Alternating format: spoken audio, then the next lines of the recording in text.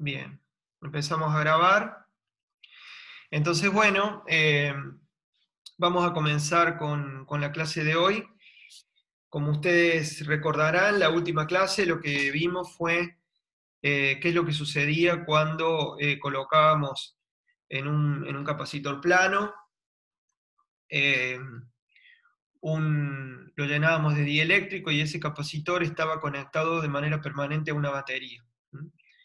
eh, Vimos que ocurría un aumento de la carga libre, es decir, la carga que se ubicaba sobre las placas conductoras del capacitor, disculpen, y, y bueno, y que eso se hacía porque ese excedente de cargas respecto a la situación sin el dieléctrico tendía a compensar una carga de polarización que aparecía cuando los dipolos moleculares del material se alineaban producto de estar expuesto este material a un campo externo, que para nuestro caso era un campo uniforme. Entonces, bueno, vamos a retomar desde ahí. Entonces, esta era la situación que vimos en la clase anterior. Repasamos entonces y ya les voy mostrando, bueno, ya lo habían visto antes, pero ya les voy mostrando un circuito en donde tenemos una conexión conductora a nuestro capacitor. Nuestro capacitor está representado acá por estas dos placas plano paralelas, y esto es una batería. Así que les recuerdo, una batería es un dispositivo que emplea energía para cumplir la función de mantener una diferencia de potencial entre dos conductores. Entonces, lo único que hace esta batería es asegurarse que la diferencia de potencial entre las dos placas del capacitor siempre sea la misma. Es un garante, digamos, de la diferencia de potencial. Pase lo que pase, la batería va a estar ahí para mantener la diferencia de potencial. Entonces, eh, inicialmente teníamos un capacitor en donde no había nada, donde había vacío entre las placas, y de repente, en un momento dado, llenábamos todo el espacio, eso es importante, llenábamos todo el espacio dentro del capacitor con un dieléctrico de constante dieléctrica K sub E, le ponemos en este caso. Capa sub E, ¿cierto? La letra capa griega. Bien, entonces lo que veíamos es que la carga en el conductor aumentaba, como ya dijimos, en capa sub E por Q, y al mantenerse el potencial, gracias a la batería, la capacidad, que se acuerdan era la carga sobre la diferencia de potencial, aumentaba. ¿Y aumentaba de cuánto? Aumentaba K sub E, por el simple hecho de que aumentaba la carga y el potencial se mantenía constante. Y el campo total en el dieléctrico no cambiaba. El campo eléctrico seguía siendo phi, o sea, la diferencia de potencial, phi 1, 2 por la distancia que separaba las placas. ¿Cómo es? Perdón, dividido la distancia que separaba las placas. Bien, ahora, esta no es no es la única forma, vamos a decir, de trabajar con dieléctricos y ver qué efecto tiene el dieléctrico en un capacitor, sino que también podemos no usar la batería. Entonces, ¿qué es lo que sucede en este caso? Bueno, como si ya no existe una batería, lo que uno puede inferir rápidamente es que el potencial, la diferencia de potencial entre las placas del capacitor no va a ser ya una constante y puede ser que cambie. Entonces hay que prepararse para lo que eso implica en términos del campo y de las cargas que están adentro. Entonces, lo que hacemos en nuestro circuito ahora es quitar la batería y poner un medidor de diferencia de potencial. O sea, ya no vamos a tener un dispositivo que se encargue de garantizar la diferencia de potencial, sino que vamos a dejar que el sistema se adapte y ponemos un voltímetro, un medidor de diferencia de potencial entre estas dos placas. Entonces un voltímetro lo que hace es tomar la diferencia de potencial de las dos placas y nos devuelve esa cantidad. Una parte del voltímetro está conectado a una de las placas y la otra parte del voltímetro está conectada a la otra placa. Bien, entonces supongamos que tenemos ahora un capacitor con sus cargas y sin una batería, y que entre ambas placas no hay absolutamente nada, hay vacío. Entonces, lo que vamos así a garantizar es que la carga se mantenga en los capacitores, es decir, que las cargas no se puedan juntar yendo por este conductor para este lado, o sea que las cargas positivas no tengan la habilidad de encontrarse con las cargas negativas yendo por este lugar, sino que estén obligadas a quedarse sobre la placa del capacitor. Entonces, ahora, en el caso anterior, ustedes pudieron ver cómo era el cambio a diferencia de potencial constante. Bueno, ahora vamos a ver los cambios, pero a carga constante, dejando la carga en cada una de las placas constante. Se puede hacer perfectamente esto. Entonces, bueno, ¿qué es lo que se observa en un experimento? ¿Qué es lo que se observa? Bueno, se observa que cuando nosotros llenamos todo el espacio entre las placas con un dieléctrico de constante kappa sub E, lo que sucede es que, a diferencia de lo que pasaba en el caso anterior, el potencial va a caer. El potencial entre las dos placas inicialmente valía esto, el 0 está por acá, y ahora vemos que nuestro voltímetro cae en su medición al colocar el capacitor. Bueno, este resultado es un resultado experimental. ¿Y cuánto cae? Bueno, cae exactamente K sub E. O sea, cae un factor K sub E. Entonces, el valor nuevo del potencial entre las dos placas es el phi entre 1 y 2, la diferencia de potencial inicial, o sea, antes de colocar el dieléctrico, dividido la constante dieléctrica, la constante dieléctrica, que ustedes vieron que era siempre mayor que 1 y 1 en el caso del vacío. Entonces, ¿qué es lo que pasa? ¿Qué va a pasar con la capacidad del capacitor? ¿Va a aumentar o va a decrecer? Y bueno, va a aumentar porque acuérdense que en la definición de capacidad el potencial está en el denominador. Entonces, al ser menor, al colocar el dieléctrico, la diferencia de potencial es menor, por lo tanto estoy dividiendo la carga que se conserva por un número, la divido por un número que es menor, con lo cual voy a tener un resultado mayor. Entonces, nuevamente, al colocar el capacitor, al colocar el dieléctrico dentro del espacio del capacitor, la capacidad aumenta, ya que se mantiene constante la carga y disminuye la diferencia de potencial. ¿Está?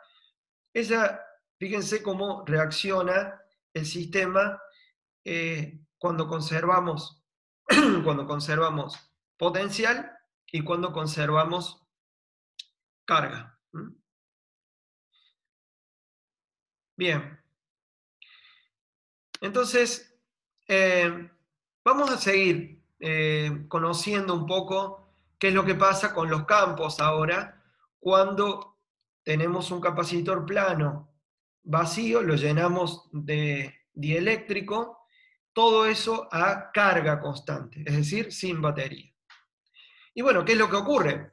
Bueno, lo que ocurre es que vamos a tener adentro un campo que, como se deriva del potencial y el potencial ha caído en un factor kappa, antes le había puesto kappa E, pero ahora voy a seguir con la letra kappa, pero es lo mismo, es el mismo constante del dieléctrico. Ahora, dentro del dieléctrico, el campo va a ser menor. Entonces, ese campo va a ser el campo que existía antes de colocar el dieléctrico en el espacio entre las placas, que voy a llamar E0, dividido por la constante dieléctrica kappa. Eso va a ser dentro del dieléctrico. Acuérdense que esto es el dieléctrico acá está el conductor. Entonces, bueno, ¿qué es lo que yo sé? Bueno, sé primero que el campo dentro del dieléctrico cae a E0 sobre kappa, y que el proceso que hice de colocación del dieléctrico fue a carga constante, con lo cual la carga en la capa interna del capacitor, en el borde de la placa del capacitor, es Q0, voy a llamarlo. Y ese Q0 se mantiene. Q0 dividido el área del capacitor me da, de la placa, me da la densidad de carga superficial, que voy a llamar sigma sub 0. Entonces, ¿qué es lo que me interesa saber? Es, bueno, ese campo eléctrico ahora dentro del dieléctrico es más chico, entonces sospecho que eso se debe a la presencia de cargas de polarización que han aparecido en el borde del dieléctrico, que está justo al frente de la capa de carga libre, vamos a decir, de la carga del conductor, producto del alineamiento de los dipolos dentro del material. Entonces, lo que me interesa saber ahora es cuánto vale ese QP, ese Q de polarización que se juntó al frente de este Q0, y que dividido sobre el área del dieléctrico que está en contacto con el conductor, me da una densidad de carga, perdón, tengo ganas de irme a la cama, de volver a dormir, de carga que es sigma sub P. Le puse un signo menos porque ya sospecho que esa carga de polarización va a ser negativa. Entonces, cuando resuelva para QP, me va a dar una QP positiva, ya vamos a ver. ¿Está? Entonces, bien, entonces, ¿cómo vamos a poder extraer esa información? Bueno, vamos a aplicar la ley de Gauss. Entonces, la ley de Gauss, ¿dónde la aplico? La aplico en una superficie cerrada, como siempre, con la ley de Gauss, que sea un cilindro, por ejemplo, de sección delta A. Es una sección, esta tapa circular tiene una superficie sigma A. Y el vector sigma A, como se acuerdan siempre, apunta hacia afuera de la superficie en dirección normal, en este caso a la tapa. ¿Por qué lo voy a disponer así? Bueno, porque todos los campos, porque la simetría me dice que todos los campos van a estar a lo largo de esta dirección. Entonces, está súper claro que ningún flujo, en esta configuración, ningún flujo va a pasar a través de las paredes laterales del cilindro. Es decir, que si hay flujo va a pasar a través de las tapas. ¿Está? Entonces, pongo un extremo de la superficie cilíndrica dentro del conductor donde yo ya sé que el campo va a ser cero. Acuérdense que en el borde del conductor están todas las cargas, pero una vez que me meto adentro del conductor ya el campo va a ser cero. Y el otro extremo del cilindro lo meto adentro del dieléctrico, de manera que ahí el flujo sea el flujo del campo eléctrico en el dieléctrico. Entonces, perfecto, la ley de Gauss me dice que la integral, el flujo del campo eléctrico a través de la superficie cerrada S, va a ser simplemente la contribución, puesto que acá el campo es cero, acá el flujo es cero, simplemente va a constar de la contribución de esta tapa que está metida dentro del dieléctrico. Esta tapa contribuye con un flujo que es E del dieléctrico escalar delta A vector. Pero como estos dos vectores son paralelos, entonces esto es simplemente el producto entre E, que yo ya sé que vale E0 sobre kappa, por delta A. ¿Y eso a qué es igual? Y bueno, es igual a la carga encerrada que tenemos acá adentro, dividido epsilon 0. Entonces, ¿cuánto es la carga encerrada? Bueno, la carga encerrada que voy a tener es la carga, la porción de carga libre que quedó acá adentro, la porción de carga del conductor que quedó acá adentro, y eso ¿cuánto es? Es la densidad sigma sub 0 por el área, el pedacito de área, el área transversal, digamos, del cilindro. Entonces eso es Q0 sobre A por delta A.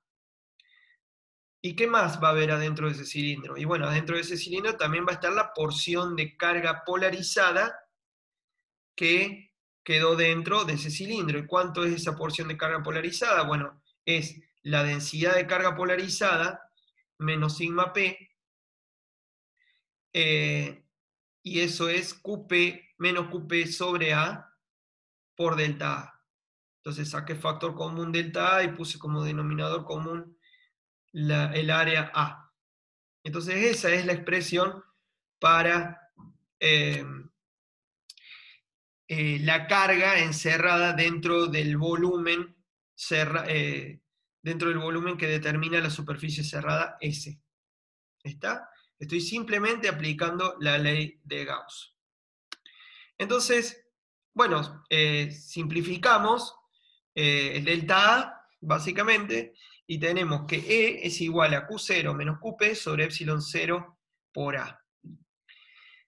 Ahora bien, para el caso sin dieléctrico, es decir, antes de colocar el dieléctrico, a carga constante, acuérdense bien, tenemos que hay un campo E0 que es kappa veces el campo dentro del dieléctrico. Habíamos dicho que al colocar el dieléctrico, el campo adentro del dieléctrico caía.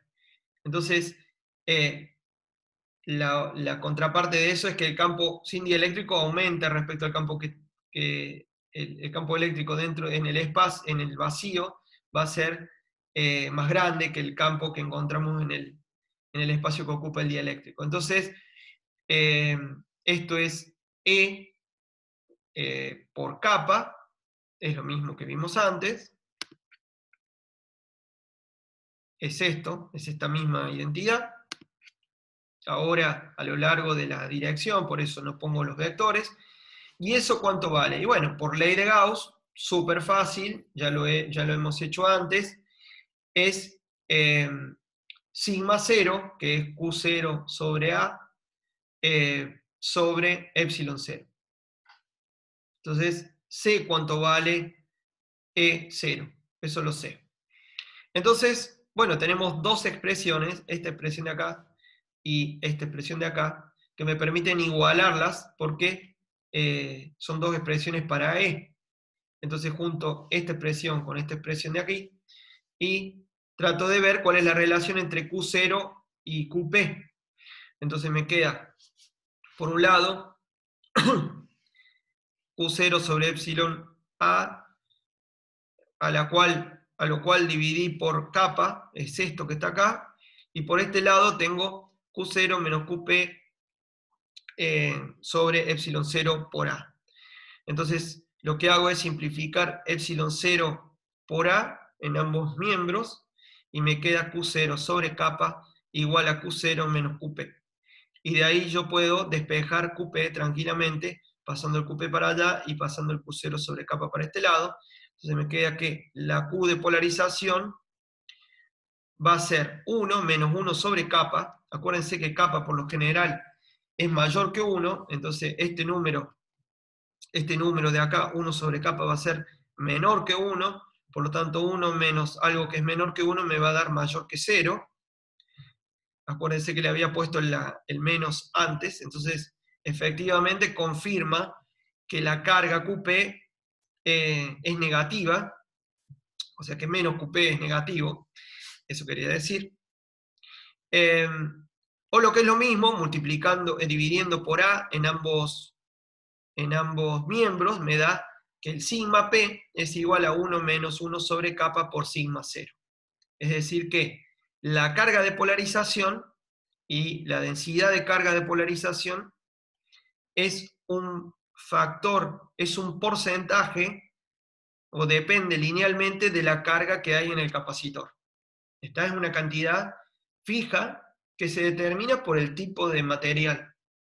¿Está? Y por la carga, obviamente, por la cantidad de carga que tiene el conductor, pero ese factor depende estrictamente del tipo de material que tengo. Entonces, considero distintos materiales y va a cambiar el kappa y va a cambiar este factor. ¿Mm? Entonces va a ser menor que Q0, ya lo sabemos, va a ser menor que Q0, por lo tanto no va a cambiar el signo del campo adentro. Eh, y va a ser menor en módulo que la carga en el capacitor. ¿Estamos bien? Ok. Hasta ahí creo que no hay nada muy elaborado en nuestro razonamiento. Bueno, entonces, ¿qué hacemos ahora? Bueno, ahora podemos, ya que tenemos una expresión para QP, que ya sacamos cuánto vale QP, lo que podemos hacer es volver para atrás y meter QP en la expresión que teníamos en el segundo miembro de la ley de Gauss. Y así plantear lo que se denomina la ley de Gauss para dieléctrico. Entonces, reemplazando QP, lo que tengo es que el flujo de campo eléctrico a través de una superficie cerrada S es Q0 sobre kappa por epsilon 0. ¿Por qué? Porque al reemplazar QP por esta expresión en esta parte, lo que obtengo es Q0 sobre kappa epsilon 0. Entonces, eso equivale a decir que ahora, cuando hay un dieléctrico, lo que yo tengo, lo único que cambia la ley de Gauss es en un factor kappa que divide a la carga que está en el capacitor. Y ese kappa por epsilon 0 yo ahora lo defino como epsilon, y por ser kappa en general, por ser kappa mayor o igual a 1, epsilon va a ser mayor o igual a epsilon 0. Y eso va a ser la susceptibilidad eléctrica del dieléctrico.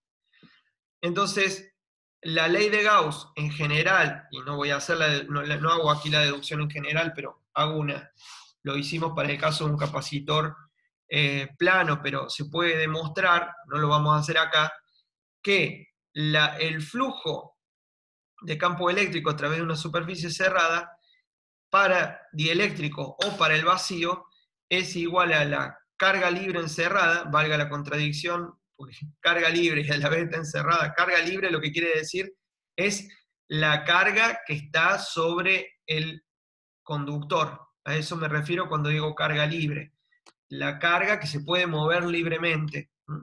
La carga libre encerrada dentro de la superficie cerrada S dividido la susceptibilidad eléctrica del material.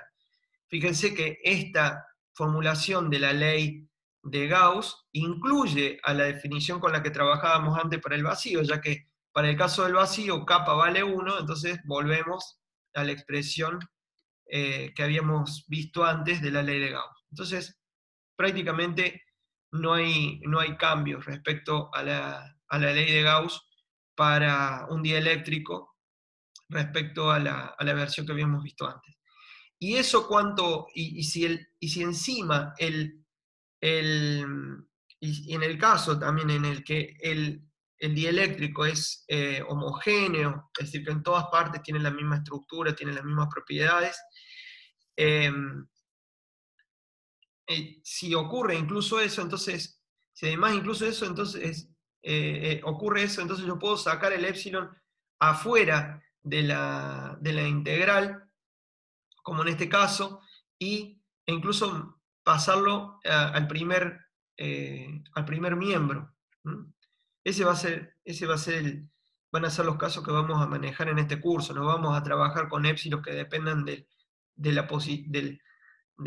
varíen dentro del dieléctrico. Vamos a considerar dieléctricos de susceptibilidades constantes. Entonces, podemos pasar el epsilon para el primer miembro, con lo cual voy a definir ahora un nuevo campo D, que se conoce con el nombre de corriente de desplazamiento, que va a ser simplemente epsilon por E. Entonces, y en el caso del vacío, la corriente de desplazamiento va a ser epsilon 0 por E.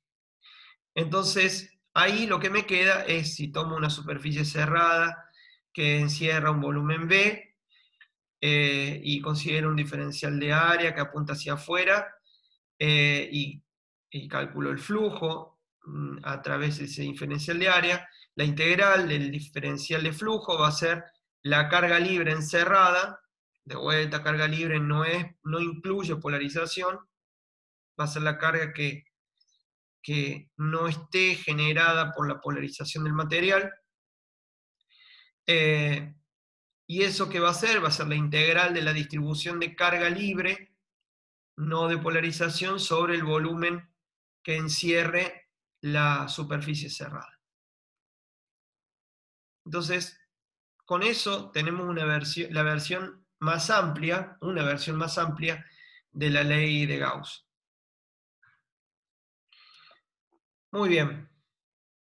Después vamos, si tenemos tiempo, vamos a volver un poquito sobre este punto más adelante y les voy a contar cómo esta en realidad es una de las tantas ecuaciones de Maxwell, que son las ecuaciones que rigen todo el electromagnetismo.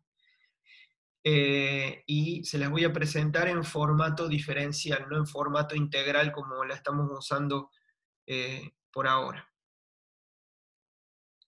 Bueno, pero ahora volvamos a los capacitores con dieléctricos y veamos otro caso. Vamos a ver otro caso en donde, en vez de llenar todo el espacio que hay entre placas, llenamos una parte de ese espacio con un dieléctrico. Bueno, ¿y qué va a pasar? Entonces, bueno, planteemos el siguiente problema. Tenemos un capacitor plano de área A y espesor entre placas D, en donde hay inicialmente vacío, y manteniendo la carga constante, es decir, sin batería, seguimos sin batería, metemos un dieléctrico, una placa de dieléctrico con caras paralelas a las caras del capacitor, que tenga constante kappa sub E y espesor T que sea menor que D, no exactamente igual, es decir, no vamos a estar llenando completamente el espacio entre las placas del conductor. Entonces, a ver, veamos qué es lo que sucede con los campos y qué pasa con la capacidad. Entonces, bueno, calculamos ya prácticamente la capacidad de un capacitor plano, ya la sabemos de memoria, es epsilon 0 por A sobre D. Y vemos qué pasa con los campos. Bueno, pero antes, perdón, vamos a ver cómo se define la capacidad, cómo vamos a definir la capacidad para esta nueva configuración. Entonces, bueno, tomamos la definición de capacidad. La definición de capacidad es la carga, que va a ser la misma, porque colocamos el dieléctrico a carga constante, dividido la diferencia de potencial entre las dos placas. Ahora, eso es lo más probable que haya cambiado. Entonces, delta B ahora es la diferencia de potencial entre las placas una vez que hayamos metido el dieléctrico. Entonces, Q varía, así que lo único que hay que hacer es calcular la diferencia de potencial. Muy bien. Fíjense que yo hasta ahora no he dicho nada respecto a dónde está la placa de dieléctrico. Si está más para arriba, si está a mitad de camino. Así que no se dejen influenciar por la simetría de este dibujo, sino que vamos a analizar todo lo que sucede sin hacer ninguna suposición sobre dónde está esta placa. Siempre y cuando sea de ancho T. Entonces, para calcular la diferencia de potencial, ¿se acuerdan? Teníamos que hacer la integral de camino de E a lo largo de un camino que fuera desde una placa hasta la otra, Entonces, para eso necesitamos E. Y bueno, ¿cuánto vale E? Bueno, ya nos imaginamos que E no va a ser el mismo para todos los puntos del espacio entre las dos placas, sino que va a tener un valor u otro dependiendo de si estemos o no dentro del dieléctrico. Entonces, bueno, empecemos. Imaginemos que tenemos un pedacito de espacio vacío arriba del dieléctrico y otro pedacito de espacio abajo. Si no quieren, no lo plantean, pero yo lo hago para este caso. Ya les digo que lo que pasaría si esto está pegado a una de las placas. Pero este tratamiento va a ser general. La hipótesis es que, es que donde haya vacío va a haber un E0 y donde haya dieléctrico va a haber un ED, un E de dieléctrico. Entonces, E0 va a ser el campo donde hay vacío y ED va a ser el campo donde hay dieléctrico. Ya es cantado que estos campos van a ser distintos, ¿no? Pero bueno, veamos cómo se calculan los campos. Entonces, para E0, el campo en el vacío, en la franja de vacío que está arriba, podemos calcularlo simplemente utilizando la ley de Gauss. Entonces, aquí estamos en un zoom de esta placa, del área adyacente a esta placa, entonces tenemos la parte del conductor donde el campo es 0, la parte del conductor, el borde del conductor sobre el borde sobre el cual están las cargas, y acá tenemos el espacio este.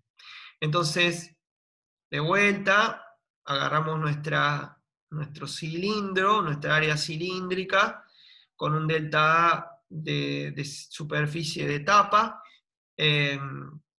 y calculamos el flujo a través de esta superficie.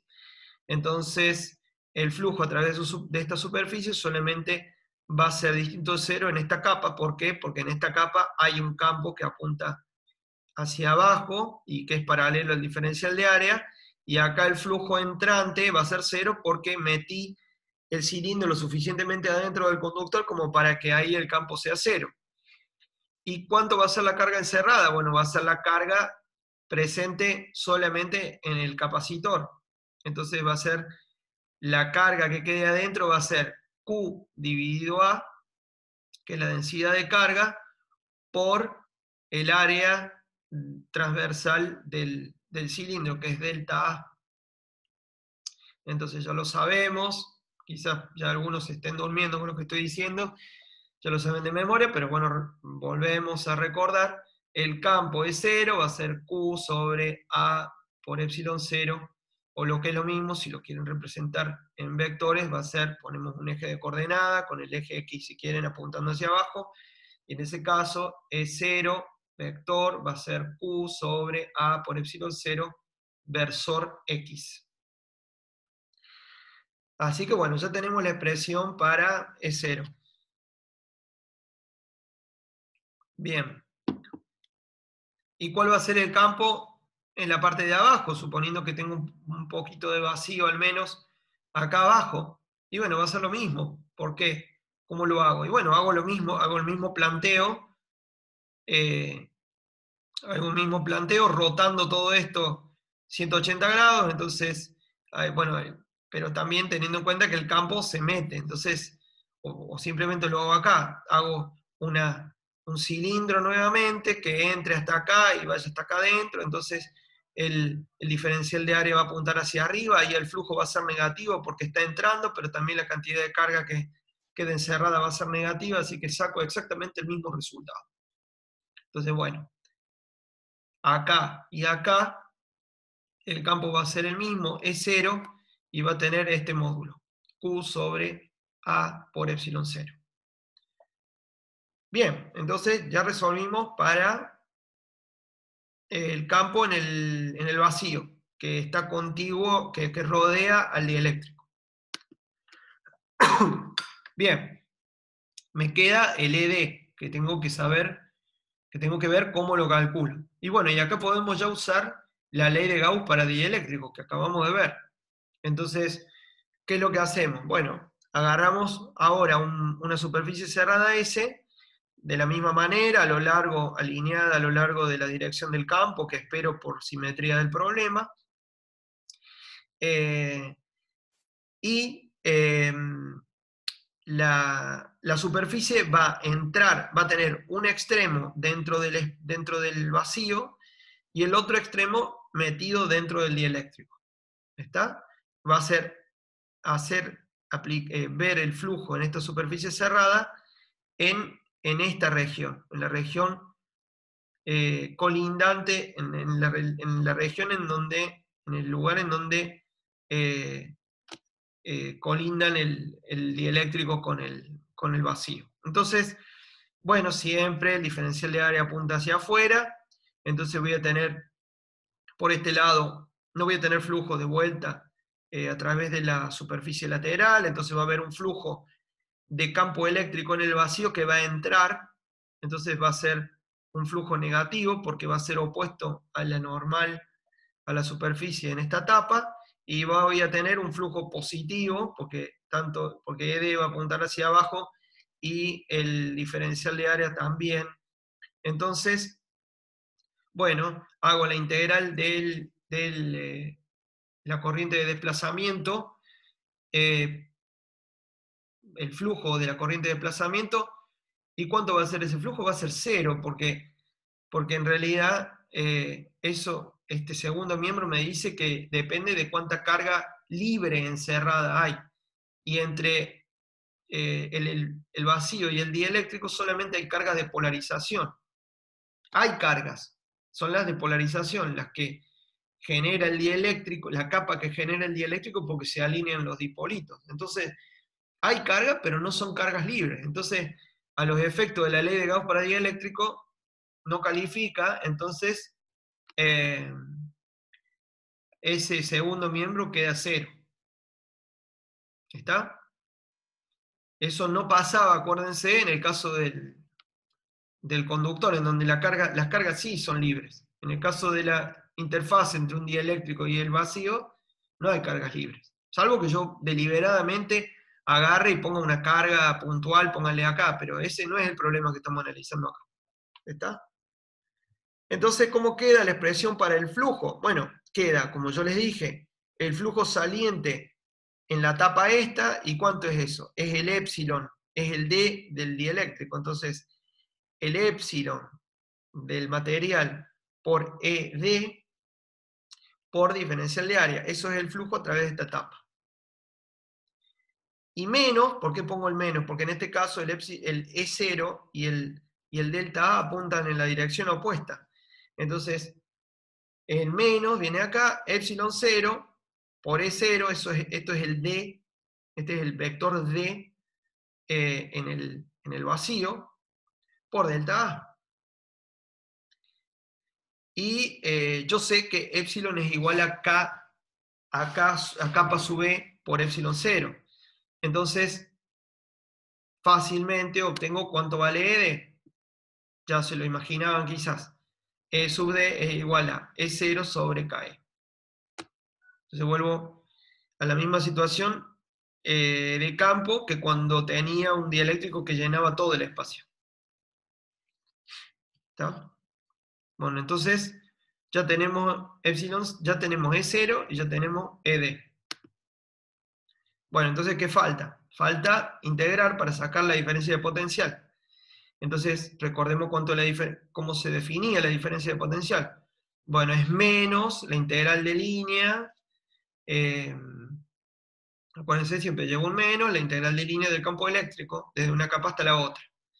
Entonces, ustedes se acuerdan lo que habíamos visto para la diferencia de potencial en un campo uniforme. Entonces, lo que hacíamos era que si el campo eléctrico apunta hacia abajo, acuérdense que si el campo eléctrico apunta hacia abajo, lo que quiere decir es que el potencial aumenta hacia arriba.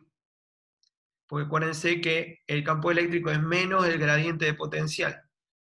El campo eléctrico me indica la dirección en la cual el potencial cae más rápido. Entonces voy a integrar desde la placa negativa hasta la placa positiva. Por eso le puse un menos acá y un más acá. Entonces voy a ir de acá para allá. no importa, ¿se acuerdan cómo yo haga la integral? Si la hago por este camino, así dando vueltas, dando rulos y qué sé yo, y llego hasta arriba, y esa integral me va a dar ¿por qué? Porque esa integral me va a dar lo mismo que si sigo un camino recto. ¿Por qué? Porque es un campo conservativo, y entonces la, la integral de camino de campo eléctrico no depende del camino, sino de los extremos. Entonces, en particular, vamos a elegir un camino recto, entonces la integral de camino, ¿cuánto va a dar? Bueno, va a dar, fíjense que E y DL va a apuntar para arriba, porque estoy yendo de esta placa a esta placa, entonces E siempre va a ser antiparalelo a diferencial de camino. Entonces, acá va a ser negativo, acá va a ser negativo y acá va a ser negativo el producto interno entre los dos. Entonces, ese valor negativo se va a volver positivo con este menos que está acá. Entonces, ¿qué me queda? Me queda para este tramo de acá, E0 por, va a ser este tramito de acá más este tramito de acá, para el cual el campo eléctrico siempre va a valer lo mismo. Entonces, eso equivaldría a poner que integro sobre un espacio de vacío de ancho d menos t. Entonces, este pedacito de acá más este pedacito de acá me da E0 d menos t. Entonces, esto es la contribución a la diferencia de potencial de todo el espacio en donde hay vacío. Y después me queda el tramo en donde hay dieléctrico, y eso es simplemente ED por T. Entonces, reemplazo E0 por lo que vale, que es Q sobre A epsilon 0, y reemplazo ED por lo que vale, que es Q sobre A por kappa E epsilon 0.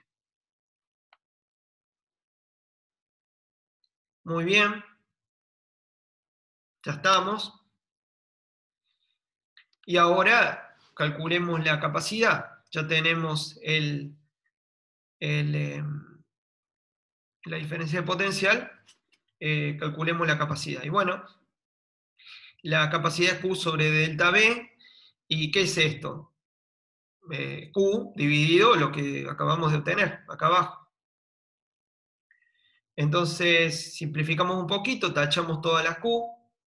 Entonces, tachamos acá y me queda 1, tachamos acá y queda 1, tachamos acá y queda 1.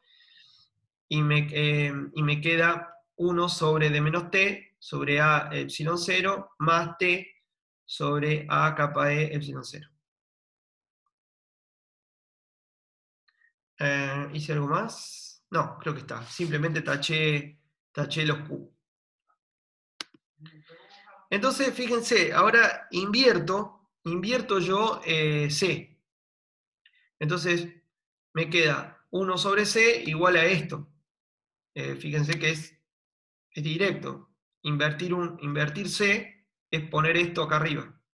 Entonces me queda que 1 sobre la capacidad de todo el conjunto es igual a este término más este término. ¿Y qué es este término y este término? Fíjense, esto es el ancho del espacio donde hay vacío. Y este es el ancho del espacio donde hay dieléctrico. Entonces, lo que estoy viendo es la suma de las inversas de las capacidades de dos capacitores. Un capacitor vacío de espesor D menos T y otro capacitor con relleno completamente de dieléctrico de espesor T, ambos con carga Q. Entonces fíjense que me quedó que 1 sobre la capacidad total del sistema es 1 sobre la capacidad de un capacitor que solamente tiene vacío más 1 sobre la capacidad de otro capacitor donde solamente tengo dieléctrico. ¿Y qué es esto? Que los conecté yo a las placas. ¿Cómo es esto? Bueno, fíjense que representando, poniendo hacer equivalente esto y esto, no es tan difícil de ver, porque básicamente la diferencia de potencial, eh, la diferencia de potencial aquí es la misma, hay una caída de potencial, que es la caída de potencial total que hay entre dos placas cuando hay vacío, que es la que ya calculamos, y acá la otra contribución a la diferencia de potencial viene dada por la diferencia de potencial entre esta placa y esta. Y yo las conecto acá con un conductor, entonces esta placa de potencial, esta placa del capacitor de vacío, está al mismo potencial que esta placa del capacitor con dieléctrico. Entonces, la diferencia de potencial entre esta placa y esta placa es la diferencia de potencial entre esto y esto. Al llegar acá tengo el mismo potencial que acá y después sumo la otra contribución. O sea que no pierdo, no hay ningún problema con la diferencia de potencial. Y además tengo las mismas cargas. La carga más Q está acá, la carga menos Q ahora va a estar acá, en esta placa, en esta parte del capacitor conectado a esta otra placa. Entonces todo esto va a estar al mismo potencial. Acá va a haber carga menos Q y acá va a haber carga más Q. Y acá voy a volver a tener carga menos Q. Entonces sumo la carga, tengo Q menos Q, Q menos Q, voy a tener carga total 0, o sea, no es que hay carga nueva. Y a la vez, estas cargas negativas y estas cargas positivas se van a mantener en esta posición porque están las cargas opuestas frente a ellas. Entonces, acuérdense siempre que para capacitores planos lo que trato de hacer es que este espacio, es que tanto D como T sean muy chiquitos frente al área. Entonces, la equivalencia es directa. Yo puedo representar esto como estos dos capacitores y esta configuración que les muestro se llama configuración en serie. Es estar espalda con espalda, un capacitor espalda con otro. En otras palabras, esto es lo que les comentaba antes. Tenemos que 1 sobre C es 1 sobre C1, donde C1 es la capacidad del capacitor 1 en vacío, más 1 sobre C2, la capacidad del capacitor 2, que está completamente lleno de dieléctrico. Entonces, los capacitores tienen este conductor en común, que es un equipotencial. De un lado hay carga menos Q y del otro lado hay carga Q. Acá tengo menos Q y acá tengo Q. ¿Y esto se puede extender a n capacitores? Sí, se puede extender esta propiedad. Entonces, simplemente, y esto es en diagrama de circuito, yo puedo poner espalda con espalda una serie de n capacitores. Entonces el capacitor 1 conectado con el capacitor 2 en serie, conectado con el capacitor 3, etc. Hasta el capacitor n, y de esa manera la capacidad total del conjunto de capacitores en serie es tal que 1 sobre la capacidad total es igual a 1 sobre la capacidad del primero más 1 sobre la capacidad del segundo, etc., hasta el último. Entonces, bueno, esa es la propiedad que tiene un conjunto de capacitores en serie. Bien, creo que estamos bien, podemos parar acá. ¿Tienen alguna pregunta, alguna consulta?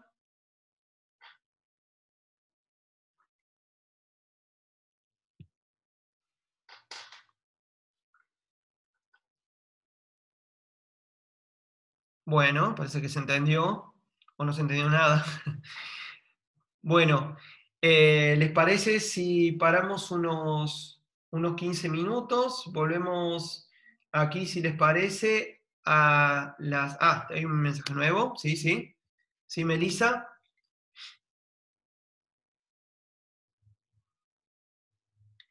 Muy buena pregunta, Melissa. Efectivamente, es el mismo resultado. Es el mismo resultado. Eh, Así que no importa si el dieléctrico está pegado a la placa de arriba o está pegado a la placa de abajo o está a una distancia cualquiera de una de las placas. Es muy bueno, es muy general ese resultado, sí, no importa dónde esté. ¿Alguna otra?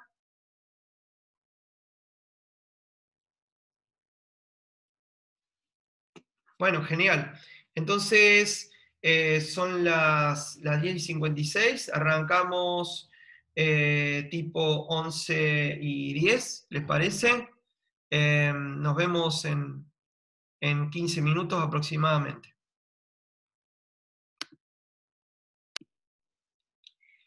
Muy bien. Bueno, entonces vimos durante la primera parte un poco cómo quedaba la ley de Gauss para dieléctricos y sabíamos que la ley de Gauss, que esa nueva forma de la ley de Gauss, incluía al vacío, así que no perdíamos en era más general el resultado que habíamos obtenido, no perdíamos aplicabilidad, digamos. Así que la reescribimos, la usamos de una manera muy simple y, y bueno, y vimos qué es lo que sucedía cuando llenábamos un capacitor a carga constante, recordemos, carga constante. Antes habíamos visto potencial constante, habíamos visto la función que tiene una batería, bueno, ahora vimos para carga constante, cuando colocábamos un capacitor, cuando colocábamos un dieléctrico eh, que no llenaba, llenaba el espacio total entre dos placas de capacitor. Entonces, ahora vamos a analizar otro caso que es sumamente útil, como el primero, como el anterior, perdón. En este caso, llenamos todo el espacio entre dos conductores que forman un capacitor con dos dieléctricos.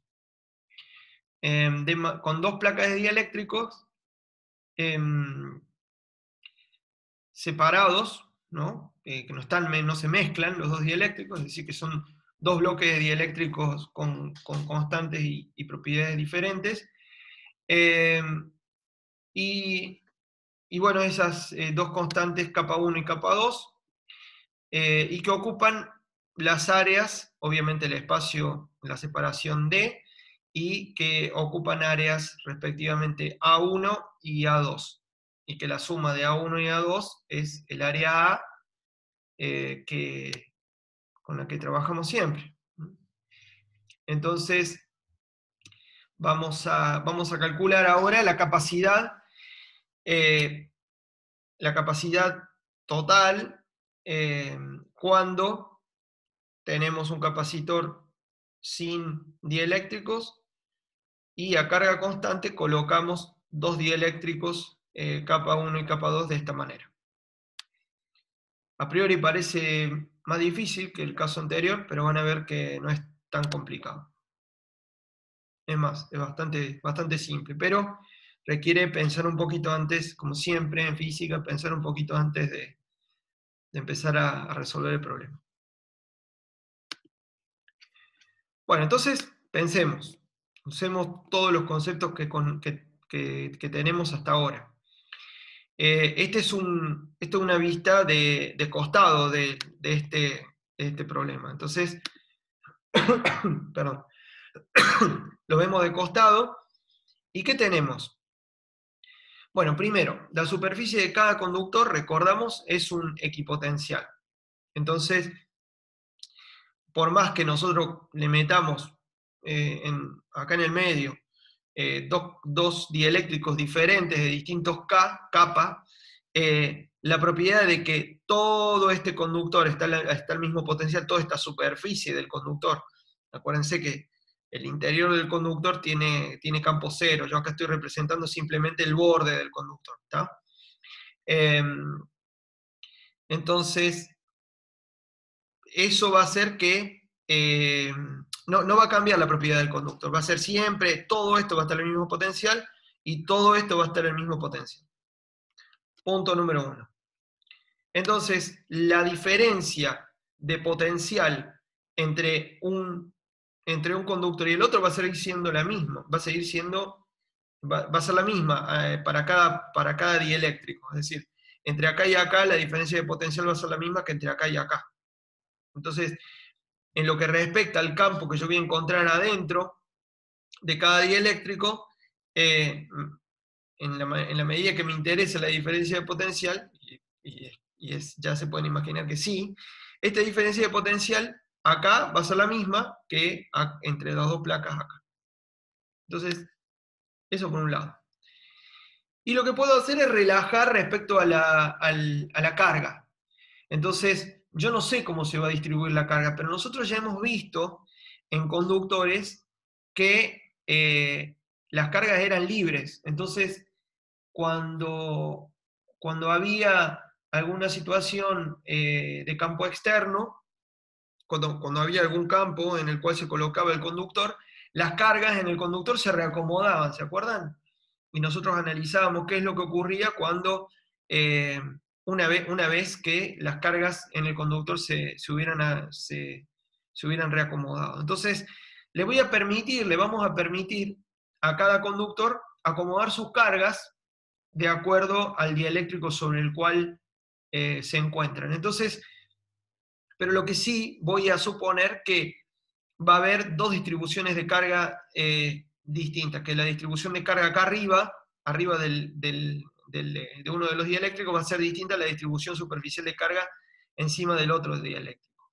Entonces voy a separar las cargas, por así decirlo, ya las cargas, voy a esperar a que las cargas se reacomoden, como siempre, espero que todo se reacomode, y ahí empiezo a medir, ¿está? Entonces voy a diferenciar de la carga total que se conserva, como ya les dije, que permanece constante la carga total Q, voy a considerar una población Q1, que va a ser la que va a estar encima del dieléctrico capa 1, y voy a considerar otra población de la carga total llamada Q2, que voy a llamar Q2, que va a estar por encima, a ambos lados, del dieléctrico capa 2. De tal manera que Q1 más Q2 me va a dar la carga total Q que se conserva en el proceso. Entonces, le doy esa libertad a las cargas, que se puedan reacomodar. Bien. Perfecto. Con esto yo no violo ninguna propiedad de los conductores, así que estamos bien. Ok. De la misma manera, entonces voy a tener una carga menos Q de este lado, acomodada en una carga menos Q1 y una carga menos Q2. Es decir, voy a suponer también que las cargas en el otro conductor se agrupan de la misma manera. O sea, del lado de Q1 voy a tener una carga menos Q1 y del lado de capa 1 voy a tener una carga menos Q1 del otro lado, y del lado de capa 2 voy a tener una carga menos Q2.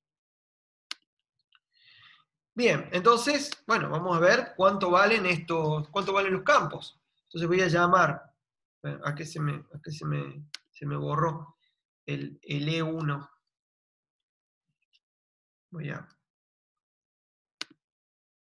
corregir eso, porque desapareció de acá el pobre E1, no. Y se desaparece. Acá está. Entonces, ¿qué voy a tener? Bueno, voy a tener, por un lado, un área A2 sobre la cual hay una carga Q2, un área A1 sobre la cual voy a tener una carga Q1, un campo E1, y voy a suponer que en el capacitor, que en el dieléctrico 2 voy a tener un campo E2, que a priori supongo diferentes. Entonces, aplico ley de Gauss para dieléctricos. Entonces, ¿y dónde lo aplico? Bueno, lo voy a aplicar acá, en la interfase que hay entre el conductor y el dieléctrico. Y acá voy a hacer un zoom y veo este pedacito de acá, lo veo acá agrandado. Entonces armo una superficie cerrada S, de vuelta, cilíndrica, de tapa de área delta A, con el vector delta A apuntando hacia abajo en la parte inferior, en la tapa inferior, y el vector superficie delta A apuntando hacia arriba en la parte superior. La parte superior está lo suficientemente adentro del conductor como para que ahí el flujo sea cero. Yo siempre hago lo mismo, porque ahí ya sé cuánto vale el conductor, el campo en el conductor. Y voy a atravesar, esta superficie va a encerrar una porción de la carga Q1. Entonces, una porción de la carga Q1 que es libre, una carga libre. Acá no dibujé la carga de polarización, que seguramente va a existir, pero no la grafiqué. Tendría que ser una carga QP1 de signo opuesto que está justo enfrentada a la carga Q1. Pero para la ley de Gauss, para dieléctrico, esa carga de polarización no me sirve. No va a aparecer, es invisible para la ley de Gauss. Entonces, por eso no la dibujé. Entonces, bueno, vamos a la definición. Corriente de desplazamiento, el flujo de la corriente de desplazamiento, el flujo del vector D a través de la superficie cerrada S es igual a la carga libre encerrada por la superficie S. Entonces, la única contribución al flujo del campo D va a venir dada por, va a venir de esta etapa, de aquí. Y E1 por delta A es simplemente módulo de D1 por módulo de delta A, puesto que estos dos vectores son paralelos. Entonces el producto interno me da eso, E1 por delta A, y a eso lo multiplico por el epsilon, por el epsilon, que es el epsilon 1 sería en este caso, que es el kappa 1 del medio 1 por epsilon 0. Entonces, eso es este término que está acá. Ese miembro, el primer miembro. Y en el segundo miembro, ¿qué voy a tener? Voy a tener la porción de carga libre que quedó adentro de la superficie S. Entonces, ¿cuánto es esa porción? Va a ser la densidad de carga en el sector 1 de la placa conductora, que es Q1 sobre A1, sobre el área A1, por el delta A. Entonces, la porción de la carga libre que quedó encerrada acá adentro es la densidad multiplicada por el área que quedó encerrada. Entonces, de ahí, y simplificando los delta A en ambos miembros, saco la expresión para el campo adentro del dieléctrico 1. Y ese campo es Q1 sobre A1 kappa 1 epsilon 0. Entonces, acuérdense de vuelta, kappa 1 por epsilon 0 me da epsilon 1, el epsilon de la susceptibilidad eléctrica del dieléctrico 1. Bueno, hago lo mismo con el dieléctrico 2. Me vuelvo a colocar aquí arriba, en ese caso, y nuevamente aplico la ley de Gauss a una superficie cerrada S que se mete adentro del conductor para que tenga una contribución cero al flujo de D y por ende al flujo de E. Entonces la única contribución al flujo de D va a venir dado por el flujo del campo eléctrico E2, que escribo acá nuevamente, simplemente acá me confundí, es kappa 2.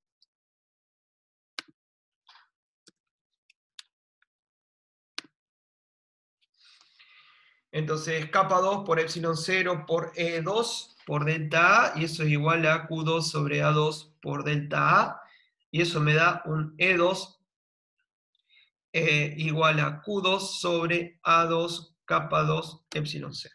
Entonces tengo las expresiones para E1 y E2. Si yo hiciera lo mismo del otro lado, porque, no sé, me gustan las cargas negativas, el resultado me tiene que dar el mismo. Me tiene que dar exactamente el mismo. Entonces, ese campo es el campo en cada uno de los sectores. Acá me volví a olvidarme del E1. Ese campo va a ser constante en el espacio entre las dos placas para cada uno de los dos sectores.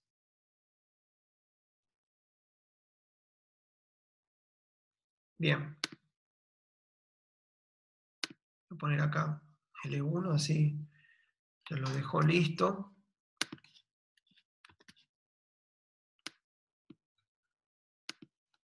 Y acá también.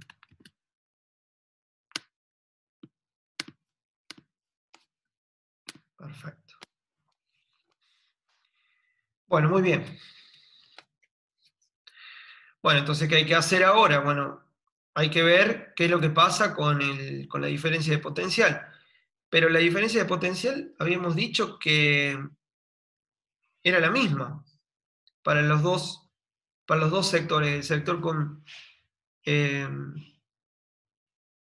con dieléctrico 2 y con dieléctrico 1. Entonces,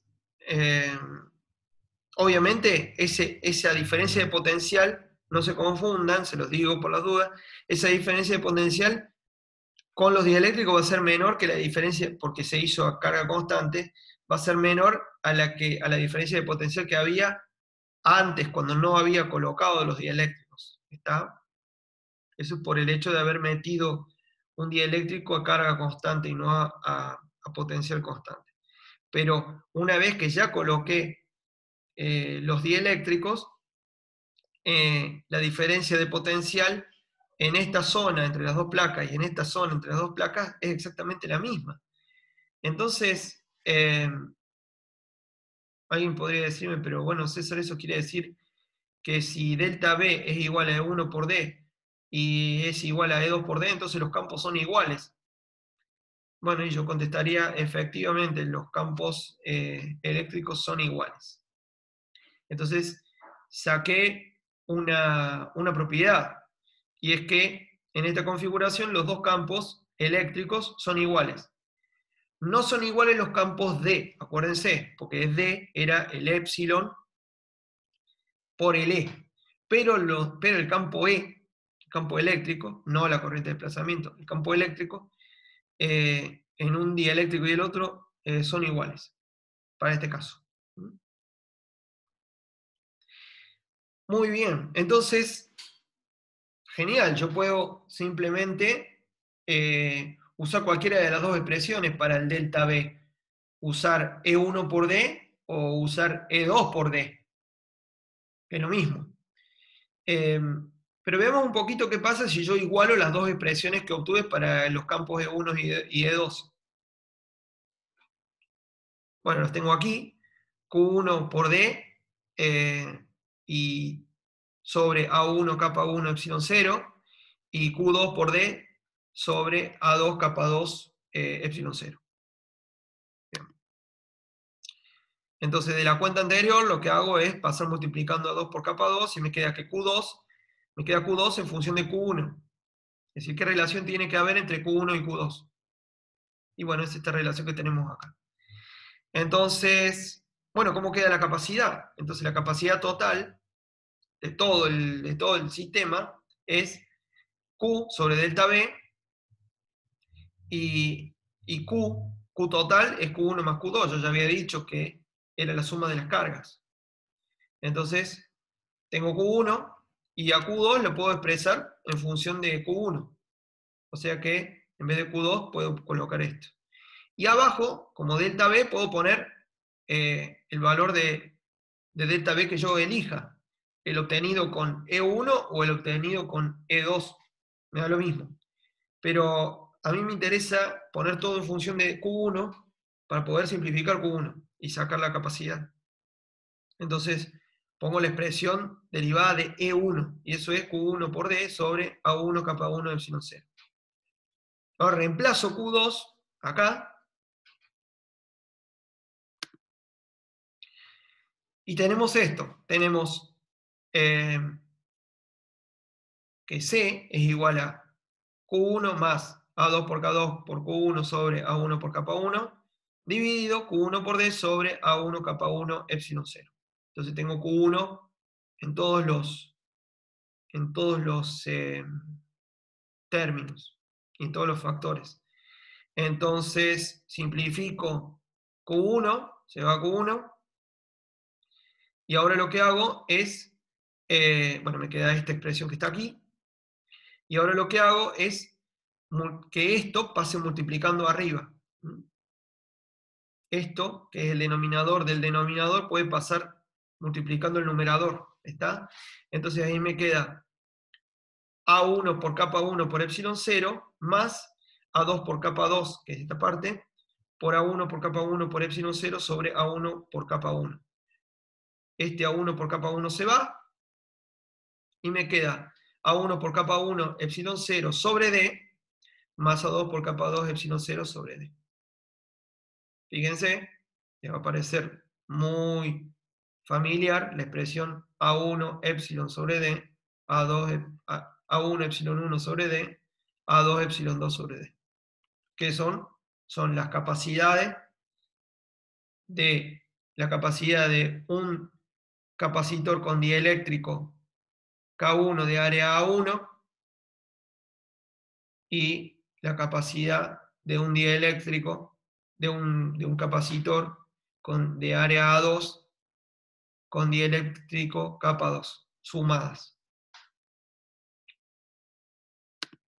Entonces es como si, en vez de tener este problema, que es el que analizamos, que tiene capacidad C, yo tuviera la suma de estos dos problemas. Es decir, un capacitor de área 1 con uno de los dieléctricos, que me da una capacidad C1, conectado, placa con placa, placa de carga positiva con placa de carga positiva, conectado por un conductor, y también con las negativas, con lo cual este potencial es el mismo que este, porque todo esto más el cable conductor más esto está todo el mismo potencial. Y este, como decía, este capacitor con área A2, el mismo espesor, obviamente, y con material capa 2. A esta conexión se le llama en paralelo, por oposición a la conexión en serie que hemos visto antes. Entonces, para dos capacitores en paralelo, la suma de las capacidades de cada uno me da una capacidad equivalente, que es como si yo tuviera un solo capacitor, con la propiedad de cada uno de los dos. Entonces, dos en paralelo me dan una capacidad para uno equivalente, que viene dado por la suma de las capacidades de los capacitores en paralelo. Entonces, resumimos, la capacidad equivalente de dos capacitores en paralelo es C igual a la suma de las capacidades de cada uno. Lo podemos extender sin ningún problema a N capacitores, es decir, suponer que dentro de un área A tenemos muchos pedazos de dieléctrico uno al lado del otro, N pedazos de dieléctrico dispuestos de esta manera, y en ese caso tengo esta situación. Esto se representa de esta manera. Cada placa del capacitor, esto es en diagrama de circuito, ya lo vamos a ver. Entonces acá lo que vemos es que todas las placas con carga positiva están conectadas entre ellas, las N placas, y todas las placas negativas están conectadas entre ellas, de la misma manera que tenemos para dos capacitores acá. Y todo este conjunto de capacitores en paralelo es equivalente a un solo capacitor cuya capacidad es C total igual a la suma de las capacidades de cada uno de los capacitores conectados en serie. Bueno, estos dos resultados, la de la suma de las inversas y la de la suma de las capacidades, van a ser muy importantes para el análisis de los circuitos. Entonces, está bueno que ya lo vayamos viendo. Bueno, nos queda ver si la energía almacenada en un capacitor cambia cuando le metemos un dieléctrico. ¿Se acuerdan que habíamos calculado cuánta energía quedaba almacenada en un capacitor? Y que esa energía almacenada en un capacitor era básicamente la energía que requería, dado un capacitor, cargar un capacitor con carga Q. ¿Se acuerdan? Era una cuenta que habíamos hecho hace unas clases. Entonces, la energía almacenada había quedado en función de la capacidad y de la diferencia de potencial entre las placas. La energía era un medio de la capacidad por la diferencia de potencial al cuadrado. Entonces, bueno, ¿cómo varía U cuando tenemos un capacitor que en una situación inicial está vacío y al cual le metemos un dieléctrico? Entonces vamos a estudiar qué pasa para un caso simple cuando metemos un dieléctrico a potencial constante, es decir, con una batería, o a carga constante, es decir, manteniendo la carga de las placas sin estar conectado el capacitor a una batería. Vamos a ver para estos dos casos qué pasa con la energía. Bueno, entonces vamos al primer caso, con batería, es decir, a potencial constante. La batería garantiza que siempre la diferencia de potenciales entre las placas sea la misma. ¿Está? Entonces, supongamos que el capacitor sin el dieléctrico tiene una capacidad que vamos a llamar C sub I, C inicial. ¿Está? Y en un momento, conectado a la batería, le metemos completamente, llenamos todo el espacio con un dieléctrico de constante capa mayor que 1, manteniendo el potencial constante, ya lo dijimos. Perfecto, entonces la energía va a ser, la energía inicial va a ser, como ya lo definimos, un medio de CI por la diferencia de potencial inicial, que sabemos que se va a mantener, así que delta BI va a ser la misma en todo el proceso. Entonces, el valor final, ¿cuál va a ser? Va a ser un medio de delta BI cuadrado, no va a haber cambiado, pero por una capacidad que va a ser distinta. Ahora, como ya vimos al comienzo de la clase, la capacidad, cuando llenamos el espacio entre placas, todo el espacio con un dieléctrico, la capacidad aumenta en K por C, en K por CI en este caso. Entonces la capacidad final va a ser kappa por CI, o K por CI. Entonces la capacidad ahora va a ser, la capacidad final va a ser mayor. A un diferencial, a una diferencia de potencial constante, me va a dar una energía final que va a ser mayor a la energía inicial. ¿Está? Bueno, entonces nos preguntaremos de dónde viene la energía que ingresa al sistema al colocar el dieléctrico a voltaje constante. A ver qué les parece a ustedes, de dónde puede venir.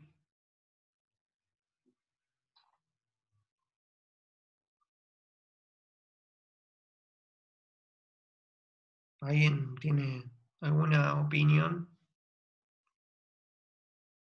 Hay un garante en todo esto y quizás hay que buscar por ese lado. ¿Quién está garantizando las condiciones de voltaje constante?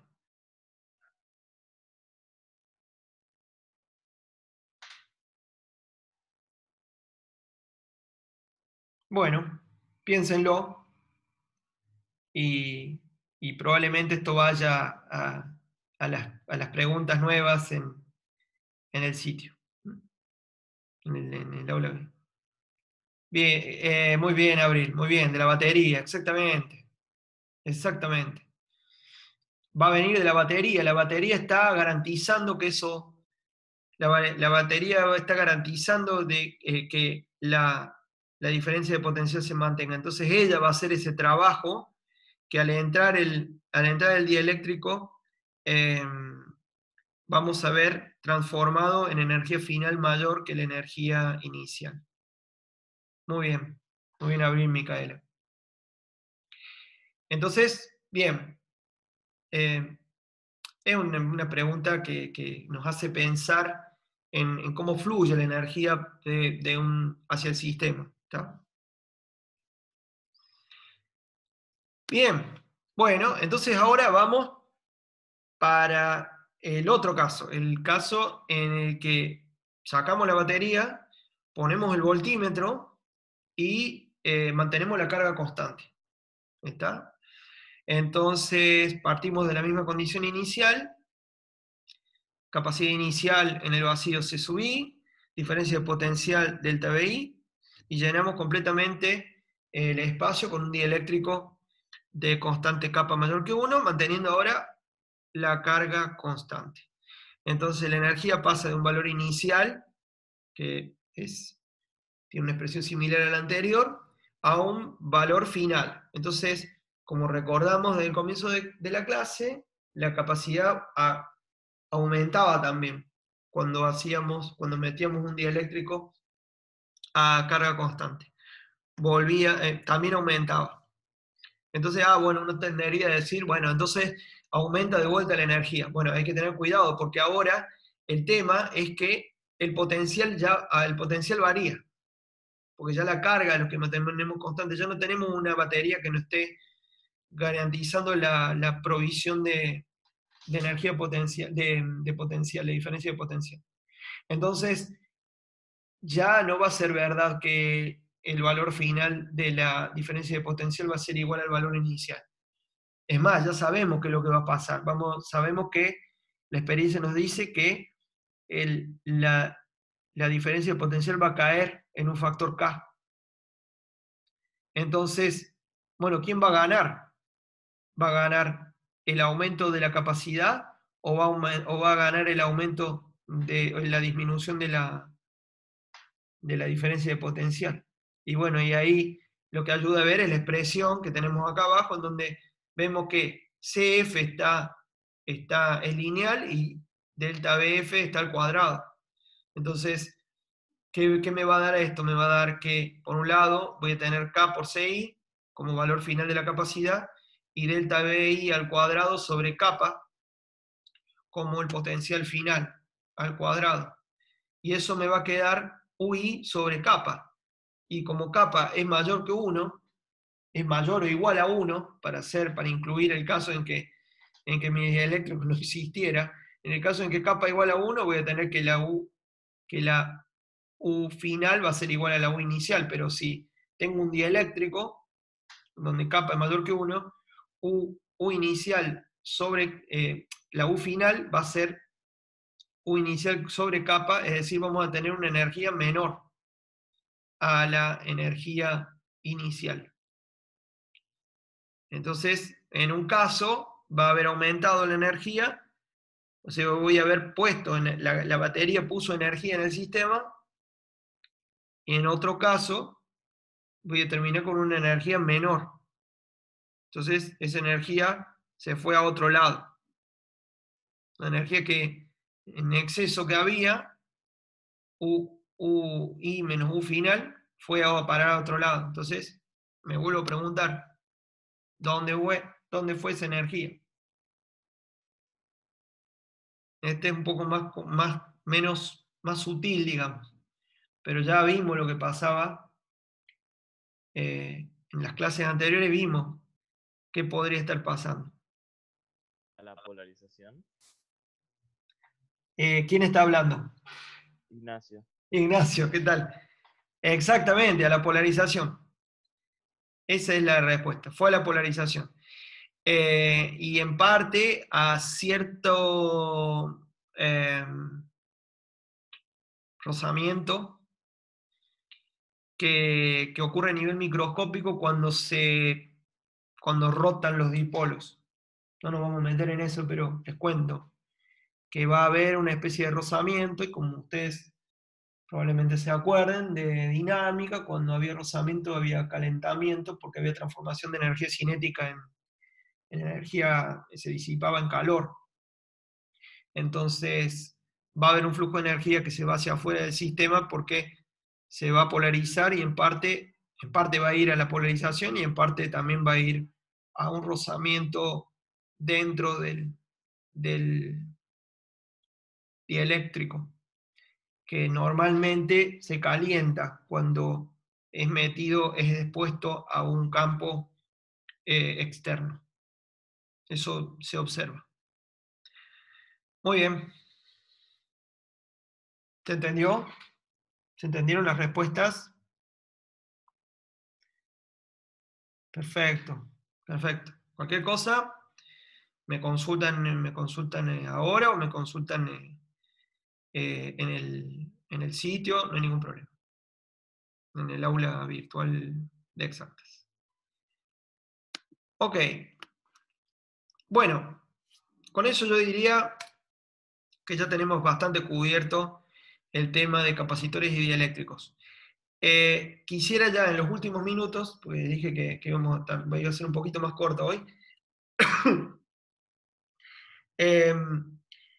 pensar un poquito en la ley de Gauss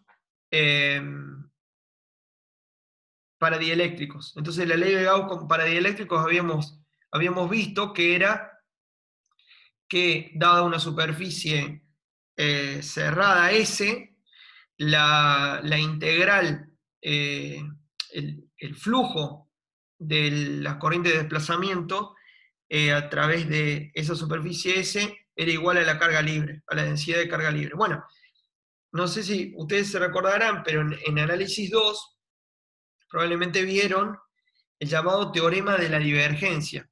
Entonces, lo que les quería contar es que hay algo similar que se puede plantear la ley de Gauss en los mismos términos que el teorema de la divergencia, porque es equivalente. Es decir, el teorema de la divergencia, ¿qué decía? Decía que si nosotros teníamos un campo cualquiera, vectorial, D, para cada punto del espacio tenemos un campo D, el flujo de ese campo era la integral a través de una superficie cerrada S que encerraba un volumen V. El flujo de ese campo a través de esa superficie cerrada era igual a la integral dentro del volumen de esos que encerraba esa superficie S, de una cantidad que se llamaba la divergencia de D. Y bueno, y la divergencia era algo parecido. Uno pensaba siempre cuando era estudiando, bueno, la divergencia es parecido al gradiente, pero es un escalar, guarda, entonces hay que tener cuidado, debe ser algo producto interno, una cosa así. Efectivamente, la divergencia en cartesianas, ojo, es, eh, simplemente la derivada de la componente x de d respecto a x, más la derivada parcial de la componente y de d respecto a y, más la derivada parcial de la componente z de d respecto a z. Entonces, esto es un escalar, esto es un escalar, esto es un escalar, los tres sumados me dan un escalar. Entonces, la divergencia era bastante fácil de calcular, por suerte. Ya vamos a ver el rotor, que es el que nos queda, que es un poquito más complicado, pero también tiene una expresión bastante simple en cartesiana. Y bueno, esa es la ley de Gauss. La ley de Gauss la podemos escribir de una manera diferencial, de esta manera. en términos del teorema de la divergencia. Entonces nos queda que la divergencia de D, ¿sí? O sea, sabiendo que la divergencia de D es la densidad de carga libre. Entonces, de esta manera es que se representa la ley de Gauss en las ecuaciones de Maxwell, que son las 4 ecuaciones que manejan el electromagnetismo. Lo bueno de esta formulación, no me voy a adentrar mucho, nosotros vamos a usar principalmente esta ecuación en términos integrales, pero me parece que es interesante para que ustedes lo apliquen en otras situaciones, como por ejemplo flujo de líquidos, por ejemplo. Lo bueno de esta ecuación es que es una ecuación punto a punto, es decir, que yo puedo evaluar cuánto vale el gradiente de D que queda definido para un punto X, Y, Z, lo calculo, dado D puedo calcular su divergencia, perdón, dado D puedo calcular su divergencia, y puedo evaluar el valor puntual de la divergencia en cada punto, y eso, punto a punto, me dice cuánta densidad de carga por unidad de volumen tengo en ese punto. Entonces, eso es lo potente de la expresión diferencial de la ley de Gauss, de la ley de Maxwell, de la ecuación de Maxwell-Gauss. ¿Y qué quiere decir esto? Bueno, entonces lo que hay que ver es el concepto, es la interpretación geométrica de la divergencia. La divergencia es algo que no es cero cuando hay vectores que salen de un lugar, del punto donde estoy yo viviendo, o que entran, o que están entrando al punto en el que yo estoy viendo. Entonces, básicamente lo que me dice es, bueno, la divergencia de un vector va a ser negativa si en el punto en el que yo estoy parado, veo que todos los vectores alrededor están entrando, o en su mayoría entran. Puede haber algunos que salgan, pero en neto, si hay netos que entran, la divergencia va a ser negativa. Si es positiva la divergencia es porque la gran mayoría de los vectores alrededor de ese punto donde yo estoy, en el intervalo infinitesimal de espacio alrededor de donde yo estoy, ahí los vectores salen. En su gran mayoría salen. Ahí la divergencia es positiva. Y si lo mismo que entra sale, entonces la divergencia es cero. Entonces lo que nos dice la ecuación de Maxwell-Gauss, y eso yo lo invito a que ustedes lo apliquen en otras áreas de la física, donde la química, que son relevantes para la química, lo que me está diciendo es que las cargas, de haber cargas en un punto, esas cargas son o manantiales de campo, o sea, son lugares desde donde el campo sale, o son sumideros de campo, es decir, hacen que el campo entre. Entonces, eso se puede aplicar a un montón de otras, puede tener un montón de otras aplicaciones. Entonces, el concepto de divergencia, esa interpretación geométrica es muy, muy útil, y particularmente es útil en electromagnetismo. Entonces, cuando haya carga, mi divergencia me va a decir que los campos salen para afuera o entran para adentro. Y si no hay carga, yo voy a agarrar un entorno ahí alrededor del punto donde yo estoy evaluando, los vectores van a entrar y salir de esa región muy, muy infinitesimalmente pequeña, contribuyendo a una divergencia nula. Entonces los invito a que hagan un ejercicio de testeo de geometría de campos, sabiendo, bueno, indicando cuáles son las cuatro situaciones de estas 6 en donde si aplicáramos la divergencia en cualquier punto nos daría una divergencia nula, una divergencia igual a 0. Eso se lo dejo a ustedes para que lo piensen. Bueno, al final casi estamos en horario, así que les propongo que paremos acá. Si hay alguna pregunta.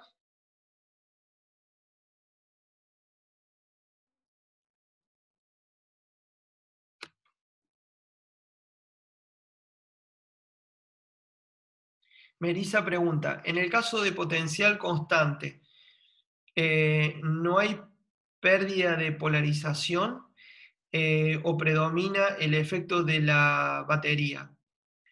Em, Está buena la pregunta, está buena.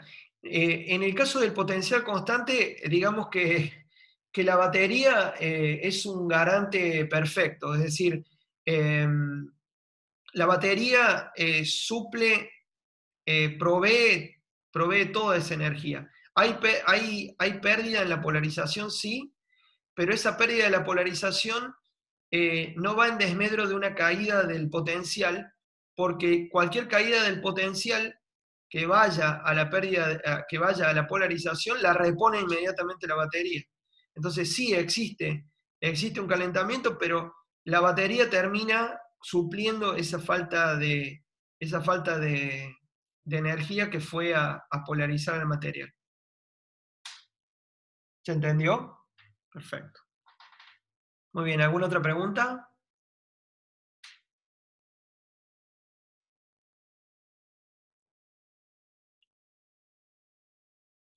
Bueno, genial. Entonces, bueno, ya la próxima clase empezamos con corrientes y la IDEOM. Así que, bueno, me parece bueno